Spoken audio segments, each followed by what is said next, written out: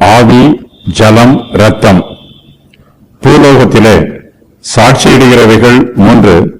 ஆவி, ஜலம், இரத்தம் என்பவைகளே இம்மூன்றும் ஒருமைப்பட்டிருக்கிறது. பரலோகத்திலே இயேசு கிறிஸ்துவை குறித்து பிதா, வார்த்தை, பரிசுத்த ஆவி ஆகிய மூவரும் சாட்சியிடுகிறார்கள். இம்மூவரும் ஒன்றாயிருக்கிறார்கள். இம்மூவரோடு சேர்ந்து பூலோகத்திலே ஆவி, ஜலம், இரத்தம் ஆகிய மூன்றும் இயேசு கிறிஸ்துவை குறித்து சாட்சியிடுகிறது. இம்மூன்றும் ஒருமைப்பட்டிருக்கிறது. இம்மூன்று சாட்சிகளில் முதலாவதாக சாட்சி ஆவியின் சாட்சி.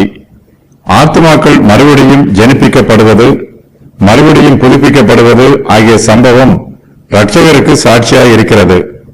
இந்த சாட்சி பூமியில் இருக்கிறது. சபையிலே இன்னும் ஆத்துமாக்கள் புதுப்பிக்கப்படுகிறார்கள், இன்னும் மறுபடியும் ஜனிப்பிக்கப்படுகிறார்கள். சபையிலே மறுபடியும் ஜனிப்பிக்கப்படுவது தொடர்ந்து நடைபெற்று வருகிறது.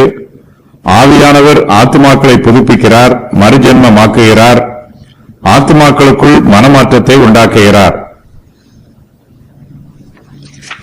இவையெல்லாம் சபையில் இன்னும் தொடர்ந்து நடைபெறுகிற ஊழியம். மறுஜென்மமாக்கும் ஊழியத்தோடு பரிசுத்த ஆவியானவர் ஆத்துமாக்களை பரிசுத்தப்படுத்துகிறார், தொடர்ந்து பரிசுத்தப்படுத்திக் கொண்டிருக்கிறார். விசுவாசிகள் உலகத்தை ஜெயிக்கிறார்கள். பூமியிலே இயேசு கிறிஸ்துவை பற்றி இரண்டாவதாக சாட்சியிடுவது ஜலம். ஜலம் நம்முடைய ரட்சிப்பின் உபாயமாக இருக்கிறது.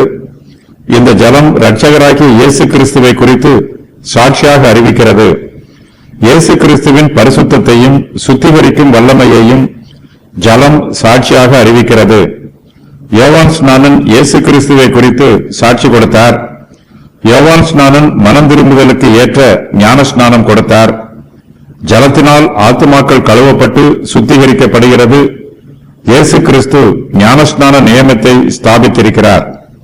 நாம் ரட்சிக்கப்படும் போது ஜலத்தினால் ஞானஸ்நானம் பெற்று நம்முடைய கர்த்தராகிய இயேசு கிறிஸ்துவை சாட்சியாக அறிவிக்கிறோம். இயேசு கிறிஸ்துவை குறித்து பூலோகத்திலே சாட்சியிடுகிற மூன்றாவது சாட்சி இரத்தமாகும். இயேசு கிறிஸ்து கல்வாரி சிலுவையிலே சிந்திய அவருடைய திரு இரத்தம் அவரை குறித்து சாட்சி கொடுக்கிறது. கிறிஸ்து தம்முடைய இரத்தத்தை நம்மை மீட்கும் கிரயமாக செலுத்தினார்.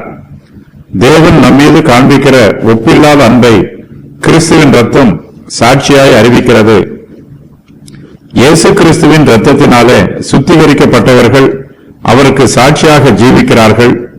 பாடுகளும் வேதனைகளும் உபத்திரவங்களும் வந்தாலும் அவற்றை இயேசு கிறிஸ்துவின் நிமித்தமாய் பொறுமையோடு சகித்துக் கொள்கிறார்கள். கர்த்தருடைய பிள்ளைகள் கிறிஸ்துவுக்காக இரத்த சாட்சியாய் மரிக்கவும் ஆயத்தமாய் இருக்கிறார்கள். இயேசு கிறிஸ்துவும் அவருடைய ராஜ்யமும் இந்த பூமிக்கு உரியதல்ல. இயேசு கிறிஸ்து கர்த்தருடைய பந்தியை நியமனம் பண்ணியிருக்கிறார்.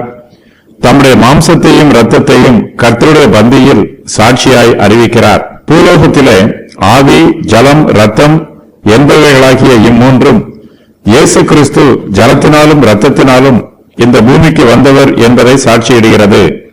இம்மூன்றும் ஒருமைப்பட்டிருக்கிறது. இம்மூன்றும் ஒன்றுக்கொன்று ஒன்றாயிருக்கிறது. இயேசு கிறிஸ்துவின் மனுஷத்துவம், குமாரத்துவம் ஆகியவற்றிற்கு மூன்று சாட்சிகள். இயேசு கிறிஸ்து தண்ணீர் ஞானஸ்நானம் பெற்றபோது பரிசுத்த ஆவியானவர் அவர் மீது வந்து இறங்கி சாட்சி பகர்ந்தார். ஜலம், இரத்தம். இயேசு கிறிஸ்துவின் இரத்தம் அவருடைய மனுஷத்துவத்தையும் குமாரத்துவத்தையும் குறித்து சாட்சி பகர்வதோடு பாவத்தில் இருந்து மனுக்குலத்திற்கு மீட்பையும் உறுதி பண்ணுகிறது. ஜலம் சாட்சியிடுகிற விதம்.